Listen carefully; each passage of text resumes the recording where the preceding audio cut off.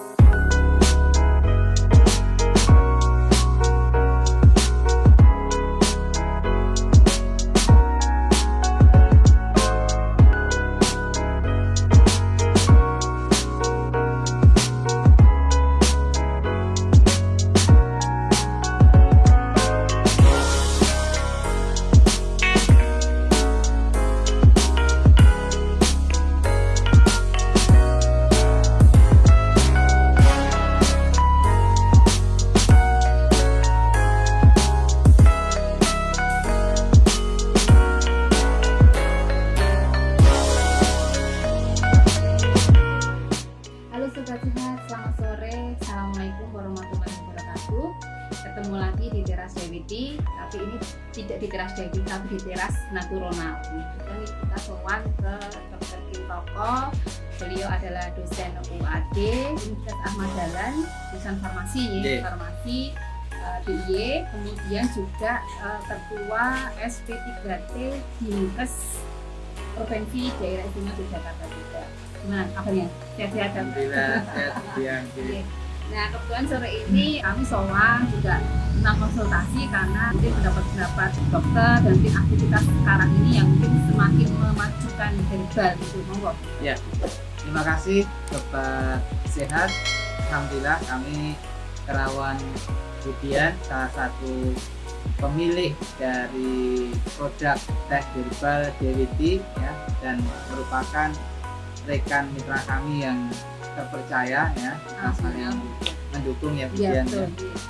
Jadi SP3T itu adalah sentra pengembangan dan penerapan pengobatan tradisional. Jadi ini tujuannya adalah melakukan upaya-upaya untuk melakukan saintifikasi gitu ya, untuk produk-produk atau jamu ya, kemudian pengobatan-pengobatan yang sudah ada di masyarakat, maksudnya pengobatan tradisional itu, supaya masyarakat sebagai pihak yang menggunakan pengobatan tersebut mau pakai herbal ataupun dengan teknik-teknik keterampilan itu terlindungi karena adanya jaminan bahwa teknik-teknik pengobatan yang dilakukan itu aman gitu. Jadi itu ruang lingkup kerja kami bersama Dinas Kesehatan. Berarti sudah betul sekali ya kalau produk saya ini sudah masuk ke TR ya, kita buah ini kan saya sudah TR nih, ya, jadi sudah betul sekali ya langkahnya dari kami itu saja. Salah satu upaya yang dilakukan untuk legalitas, keamanan ya, dan jaminan produk itu adalah salah satunya adalah adanya perlindungan terkait dengan izin edar ya dari Badan POM atau pihak-pihak terkait, termasuk juga Dinas Kesehatan ya dengan PIRT dan sebagainya. Ini saya lihat ada naturonal sama apoteker herbal praktek mandiri nih, kalau bisa dijelaskan produknya buat. Ya, jadi karena saya saat ini menjabat juga sebagai Ketua Umum Apoteker Praktek Herbal Indonesia APHI ya, yang ini salah satu tujuannya adalah bagaimana para apoteker itu yang sudah punya skill, knowledge di bidang herbal itu terjun langsung gitu ya. Ya, terjun di tengah-tengah masyarakat, juga mendorong usaha-usaha yang dilakukan seperti Budian ya, yang bergerak di bidang herbal gitu. Kalau misalnya dari produk ini, Demo kan sudah tahu lah produknya Demo. Kok mungkin ada masukan atau saran untuk produk-produk kami nih? Ya, jadi kalau bicara tentang produk herbal sebetulnya banyak bentuk sediaan ya. Tetapi ada satu bentuk sediaan yang secara tradisional dia masih ada benang merahnya, yaitu adanya sentuhan tes dari herbal tersebut terhadap indera perasa kita, yaitu salah satunya adalah teh herbal itu. Jadi teh herbal itu secara tradisional dia masih mempertahankan rasanya kan. Kalau misalkan daun-daunan yang dikeringkan itu kan tesnya masih sangat terasa. Jadi secara tradisi dia masih ada gitu. Tapi kita bisa melihat bentuk teh herbal dalam sediaan celup. Nah, ketika dikembangkan menjadi sediaan celup, ya itu ada unsur elegannya. Jadi tradisi itu secara komposisi atau bentuk aslinya, lalu elegan itu dalam pengemasannya, gitu. Karena cukup praktis gitu kalau kita bicara tentang teh celup herbal itu praktis gitu. Tapi kalau untuk manfaatnya itu lebih dengan ekstrak lebih istilahnya lebih berkhasiat mana nih sebenarnya gitu. Iya. Antara bentuk teh sama. Saya punya dua teori ya. Iya. Yang ini insya Allah saya pertanggungjawabkan. Yang pertama, kalau bentuknya itu ekstrak ya, dan ekstraknya itu ketika cara mengekstraksinya itu tidak sesuai dengan sifat zat aktifnya, katakanlah zat aktifnya itu sebenarnya sifatnya itu tidak larut air, ya kan? Terus diekstraknya menggunakan air, berarti tidak berkhasiat. Gitu. Nah, sedangkan kalau teh ya, kalau teh itu kebanyakan memang kita bertumpu pada bahwa memang sejak diformulasinya itu harus diketahui bahwa dia nanti akan diseduh ya atau direbus, maka zat aktifnya mestinya harus zat aktif yang bersifat polar. Artinya ini pengetahuan yang disebut preliminary formulasinya, formulasi sebelum menjadi bentuk kantong. Itu artinya dia mengatakan begini, oh ini kan teh, berarti teh itu pakai air. Kalau pakai air berarti saya harus mencari jenis tanaman yang zat aktifnya larut di dalam.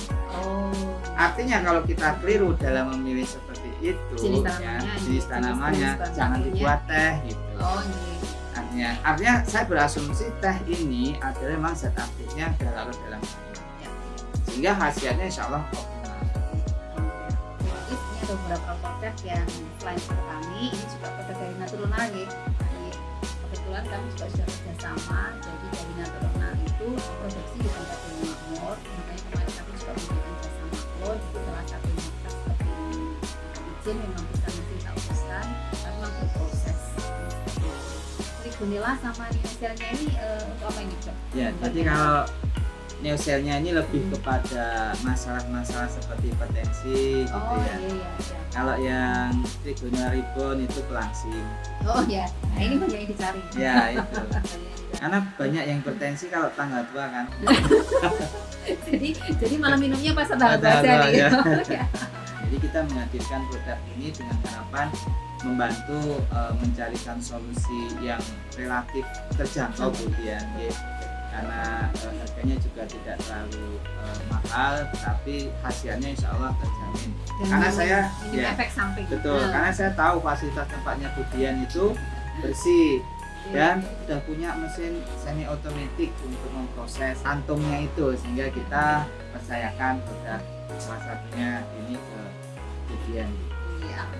Nah, sekarang kalau masukan ke depannya untuk pengembangan perusahaan kami nih, kami menawarkan produknya sekarang perusahaan kami. Kalau mungkin ada pendapat-pendapat, oh ini kurang ini deh, kurang ini ya. Ya. Kalau saya melihat perjalanan dari Budian ini untuk pengembangan teh herbal ini luar biasa ya, dari garasi kemudian mengembangkan menjadi satu pabrik yang sekarang sudah memiliki CTOTB level 1, ini sesuatu yang luar biasa. Jadi kalau akan mengembangkan, saya berpikir Budian sudah punya track record brand di bidang teh herbal. Justru itulah yang harus dikembangkan, di branding bahwa teh herbal itu bukan sembarangan minuman yang tanpa pertimbangan dari sisi keamanan khasiat, bukan. Justru ini salah satu bentuk yang tadi saya sebutkan, kita nguri-nguri tradisi tetapi elegannya itu kita tampilkan juga. Kalau kita lihat kan tampilan-tampilan tehnya DWT ini kan elegan ya, eye catching istilahnya ya. Iya, betul sangat. Kayaknya setelahnya sudah mengalir juga ini. Kemarin ada customer ini sedikit produk kami mungkin sudah biasa, tapi ini saya tahu sih yang instan ya. Biasanya kan sudah muncul yang yang celup-celup ini Ya, instan, instan ya. Nanti mungkin juga ada pendapat masukan kalau instan sebaiknya pakai apa, ganti gula atau gimana, monggo. Barangkali gulanya itu bisa ditukar kepada gula alami ya, misalkan stevia, ataupun kemudian digunakan gula aren seperti contohnya gitu. Tapi mungkin nanti spesifikasi produk tentu akan berbeda lagi dengan penggunaan pemanis yang berbeda. Baiklah Sobat Sehat, saya kira setelah kunjungan kita hari ini kita cukup sekian.